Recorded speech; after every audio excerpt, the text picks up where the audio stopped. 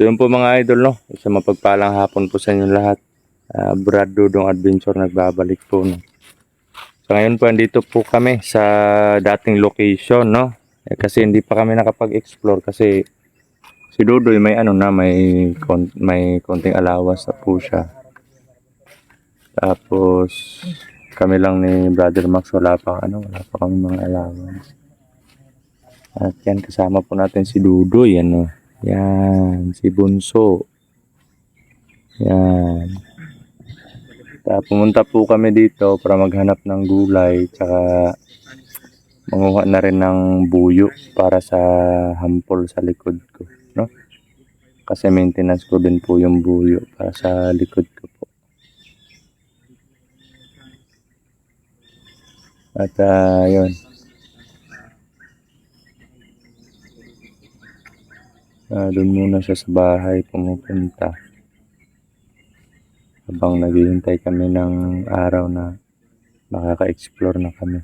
At yun, para po sa mga nag-request na tungkol po dun kay EJ, kasi sobrang delikado po yung sitwasyon niya ngayon.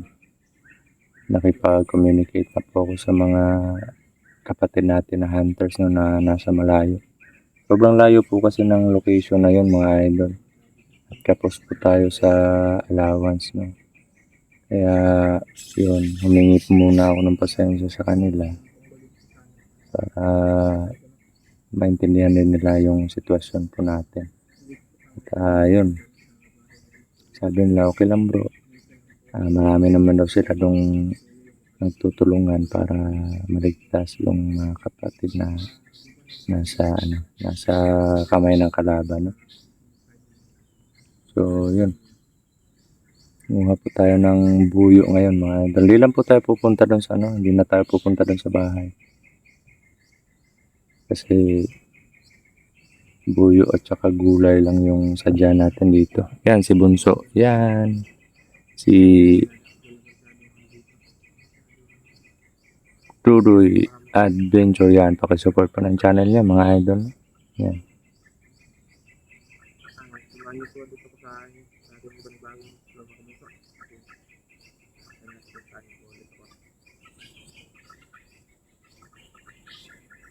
So, Doy.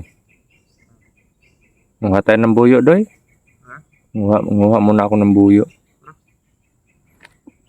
Para may ako sa likod ko mamaya. Saka hanap din kami ng mga pang-ulam, mga idol.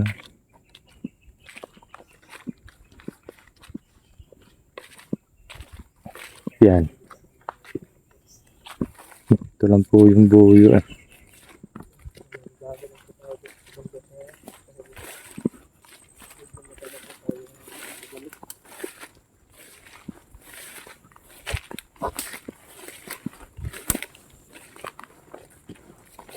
Yan, ito yung kukunin natin. Yung ganito po, matitigas na to, parang wala na masyadong yung yung dagta. Ito po yung kukunin natin. Ulam mo to, bro? Hmm? Ulam to? Ano to, yung buyo? Ito yung buyo? Hindi uulamin to. Ay, ano ba? Ihampol ko sa likod ko. Ay. Pero mga tayo ng gulay din ngayon para may pagkain tayo. Yan. Marami pong yung batang dahon, mga idol. Yan, ito lang po yung mas mabuti yung malalaki kasi marami talagang dagta pag hinahalo.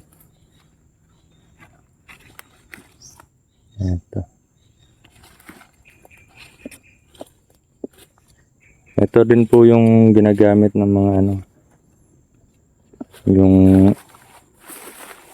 mama or nawa sa nawa ba yun? Parang may nginunguya sila. Nilalagyan nila ng mga ingredients para maging perfecto yung nila. Yung nginunguya nila, no. Pero mabisa po itong panghampol, panggamot sa mga lamig-lamig. Kung sa Bisaya pa yung mga panuhot. Mabisa po ito mga idol. Kung sino man po yung nakakakita ng ganito, wag lang po tayong kumpiyansa kasi may mga katulad po nito, may mga dahon din po na parang kahawig lang, pero kung aamuyin mo po siya, para siyang parang po yung amoy niya. Doy, wag kang lumabas doon sa doy ha, sa rendero ng bako, doy. Wag kang lalabas doon kasi delikado. May mga nung nakaraan may nasagupa ako doon mga idol. Apat na tao yun. Sagupa ko nung nag-explore ako mag-isa. Yan yung libing sa kapatid ni Maui. Kapatid na kami? Sabi ko nga sa kanya na sabi nga nung time na nag-update tayo, sabi ni Maui na pupuntahan natin yung yung kapatid niya ito kasi siguro pag pag may pera na po daw si Maui, papasimento niya daw yung puntod ng kapatid niya. Po kasi si Maui, nag-aaral siya. Oo, siya para makapag-aral. Para makamit niya yung mga pangarap din ng pamilya niya para sa kanya at pangarap niya din. No? Kaya suportaan din po natin yung pangarap ni Maui, mga idol.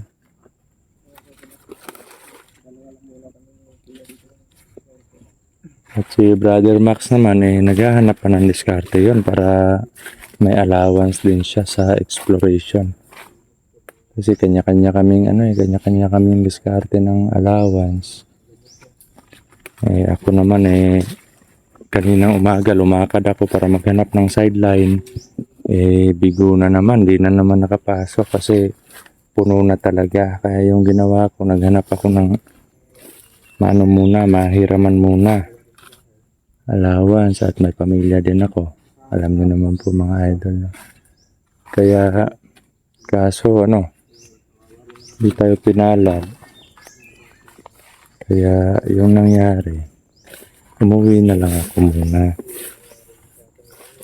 At nag-uusap kami ni Dudoy na manguha kami ng ngayon. Yung gulay.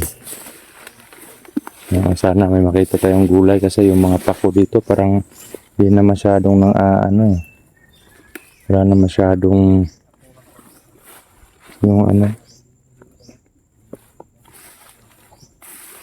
masyado yung mga udlot kung sa Bisaya. Matumal na. Parang kumbaga pag maliwanag yung buwan, ganyan talaga yung mga pako. Hindi masyadong tumutubo. Yan. Okay na to, Doy. Okay na to.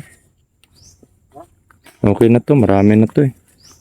Hanap na lang tayo ng Teka lang. Ano? Ano yan? Parang may presensya ko naramdaman doy. Baka may lumagpas ano mo bro. Parang may sumubok na lumagpas dun sa bakod eh. Check natin. Tara, check natin yung area bro. Mga idol na may naramdaman po ako eh. Huwag lang kasi di ko dala yung lahat ng anting-anting ko eh. Isang anting-anting lang yung dala ko dito, tsaka itak. Parang may po mga idol na. Parang may naramdaman po akong parang may nagtangkang pumasok sa sa barrier o sa bakod. Parang dito lang banda yun doy eh. Bro. Parang doon lang banda. Ang banda. Ano bro? Huwag lang dandahan lang tayo. Huwag kumpiyansa, baka marami.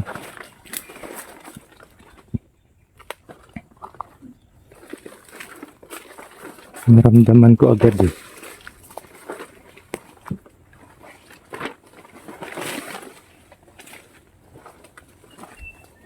Sa likod ka lang ha, huwag kang huwag kang kumpiyansa.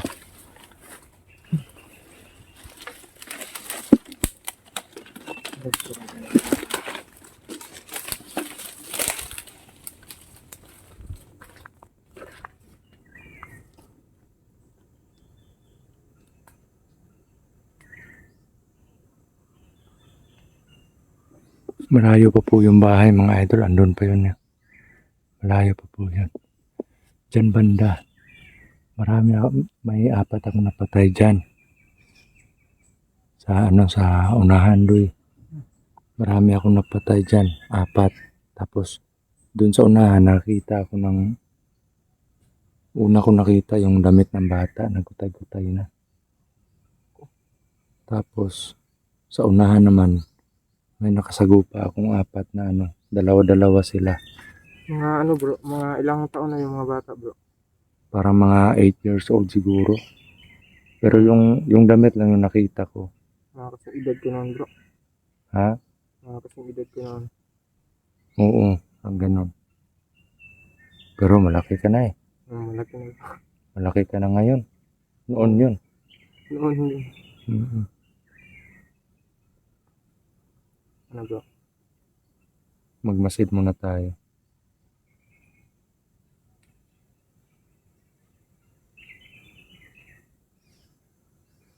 Tara.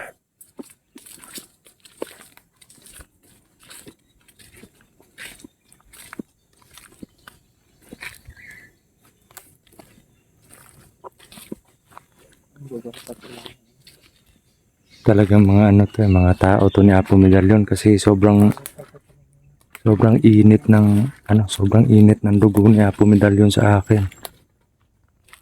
Lalo na ngayon na bumalik na sa kondisyon yung katawan natin. Dapa. Yun o. Yun o.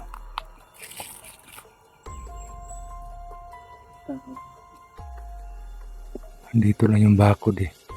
Dito banda, pa straight dun. Hindi siya makakapagpumasok sa dito. Madiditik ko at mamamatay talaga siya pag pumasok sa dyan.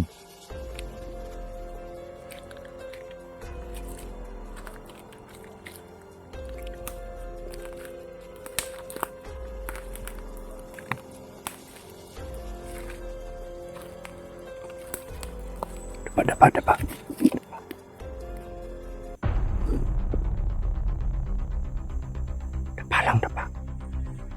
Parang papunta siya dito eh. Ito sa banda oh.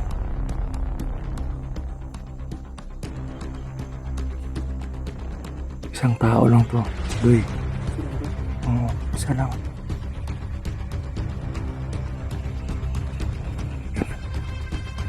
Dapa.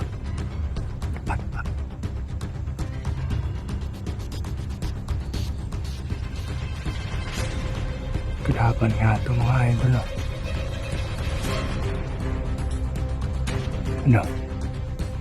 Atakihin natin.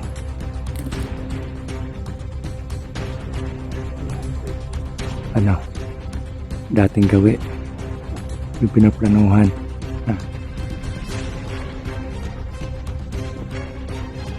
Okay, dito lang yung cellphone. Iwan natin dito.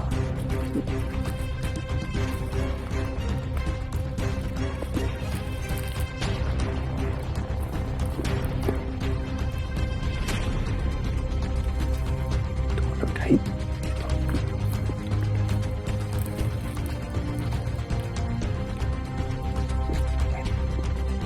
Huwag mo kalimutan yung sinabi ko ah.